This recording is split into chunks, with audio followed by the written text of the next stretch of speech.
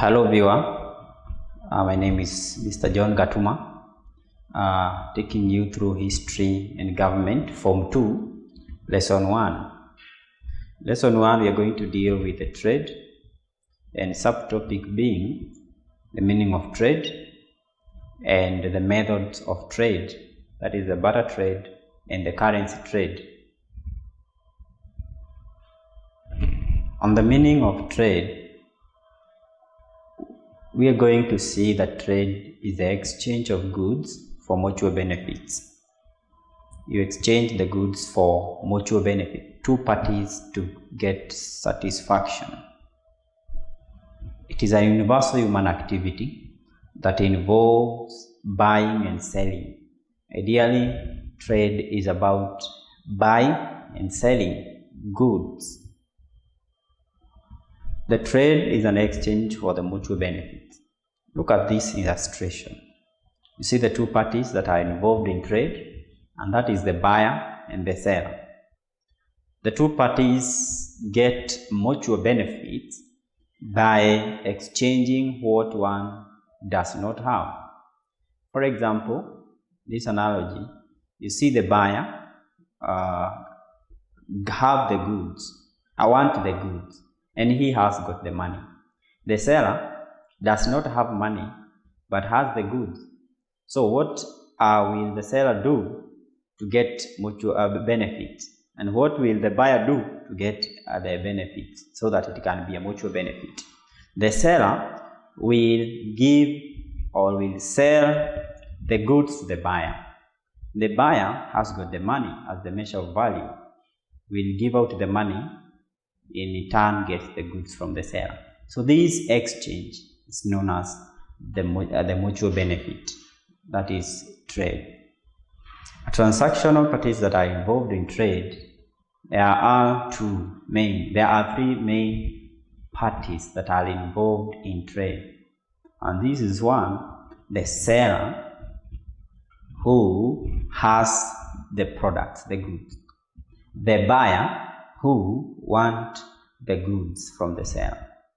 So between the seller and the buyer, there is a middleman. As the name suggests, middleman is a person who will stand in between the seller and the buyer as the transaction or exchange is taking place. So the product that we are going to use they are known as the items of trade. So from the seller, the items of trade goes to the middleman, and the middleman will finish up the transaction, ensuring the goods reaches the buyer. The process continues until the two parties get mutual benefits.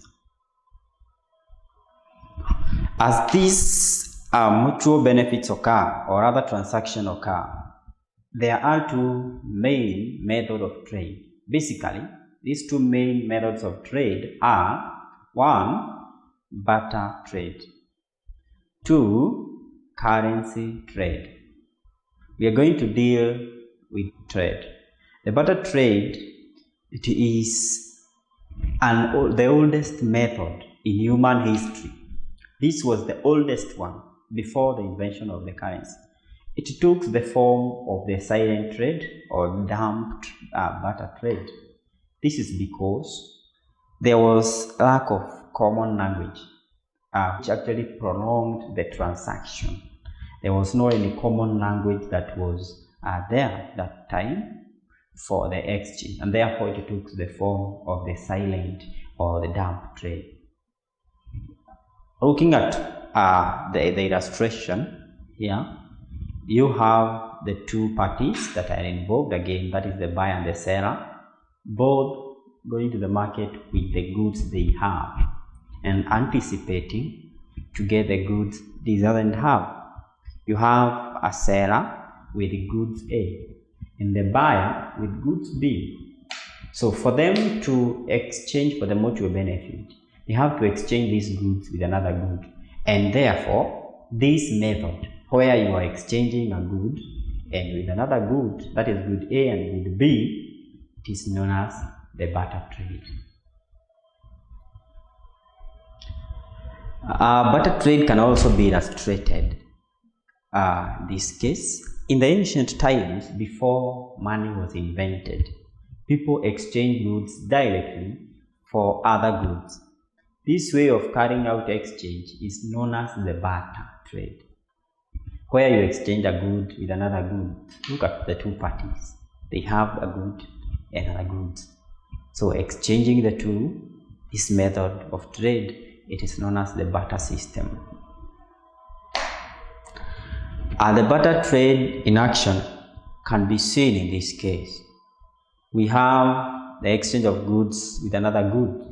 The two parties, the two main parties that are involved, they are the seller and the buyer. And the seller is the owner of the goods.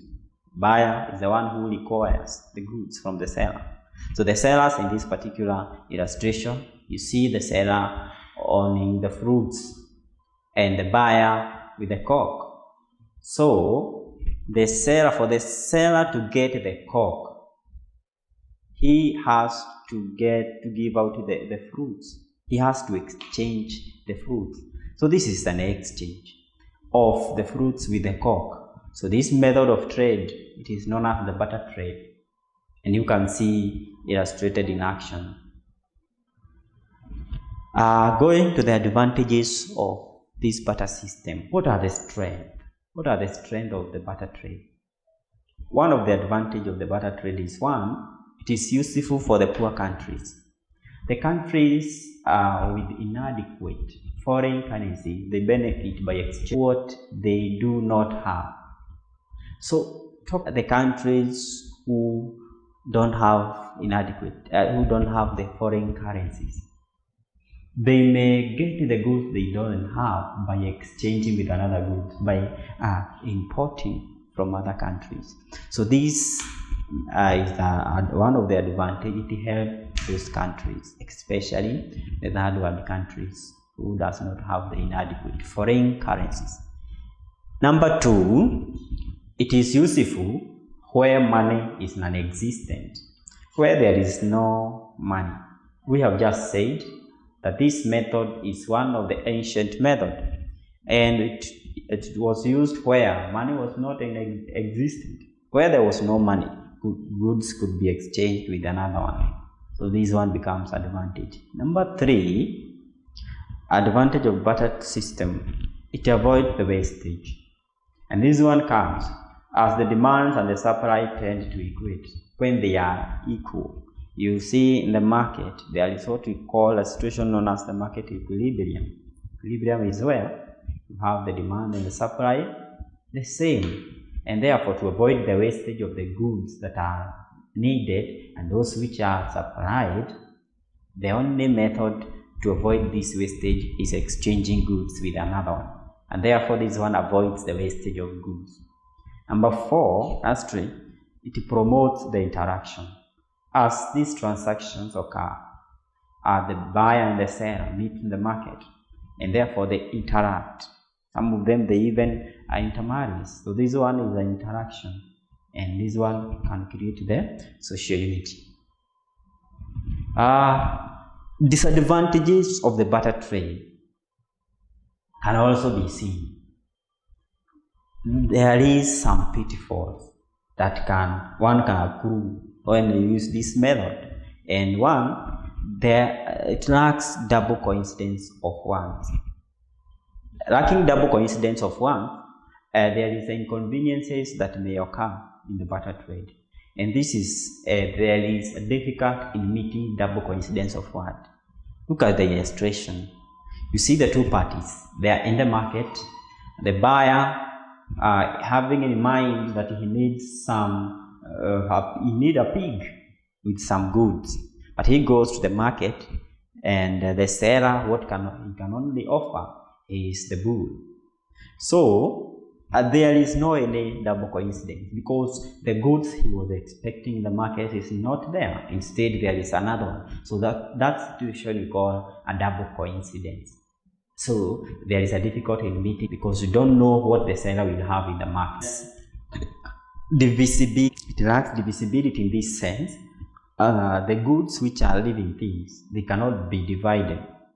You cannot divide cannot divide this particular good, that is the bull, you cannot divide into two, or any other good you cannot be able to divide, unlike in the currency trade. So this one becomes a disadvantage. Another pitfalls or the disadvantage of this trade is on measure of value. There is no any measure of value that is established in this trade, and therefore this one becomes a problem when you want some goods. There is no any measure or common measure of value that is there. Number 4, there is a problem of transport of the goods. You cannot transport the goods which are bulky to the market. Therefore, this one becomes a problem. It poses a great problem, and therefore is a challenge or disadvantage to the method that is used. Number 5, there is a problem of storing wealth. You cannot store goods which are perishable. The goods which are perishable, they will go bad easily. Therefore, you cannot store them. So this one is again a disadvantage. There is another of the dump trade or the silent trade because it lacked common language that was established.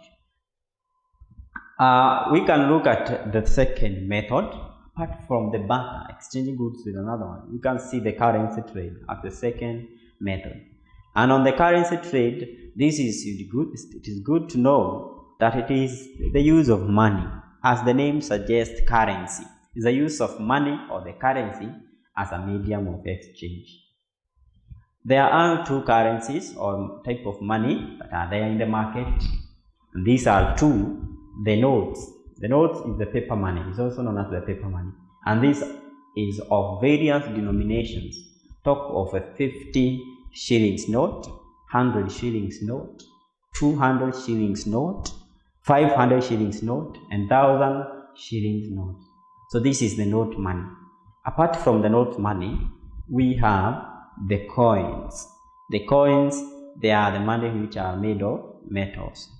You're going to see them. The major world currencies that we have, there are in USA they use the dollar, the US dollar. The British, they use the British pound. In Europe they use the euro. In Japan they use the Japanese yen. Use the rand. Rand is the currency. So currencies that you can see in this diagram, you can see these currencies of various denomination. You can have the notes, the coins. These are the currencies that we have that are used as the medium of exchange. Examples. What are the examples of these ancient metals that were used as currency? The silver currency. This is the metal, the silver metal that was minted to the silver coin. You can see another metal, that is the gold. It was also used as to make some gold coins. Copper was another metal that was minted to come up with the copper coins. Bronze, you can see the bronze and the bronze coin. Let us see the advantages of the currency trade. What are the strengths of the currency trade? One, it can be divided into smaller units. So money, one of the nature of the money is divisible, and therefore you can divide money into smaller units.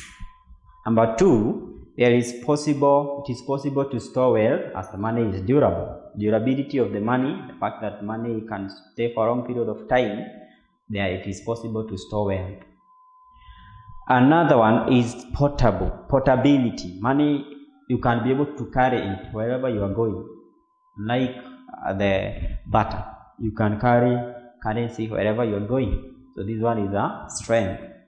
Number four, it is convenient where the goods are bulky. Where the goods you cannot be able to carry them, you can use the currency which you can be able to use them.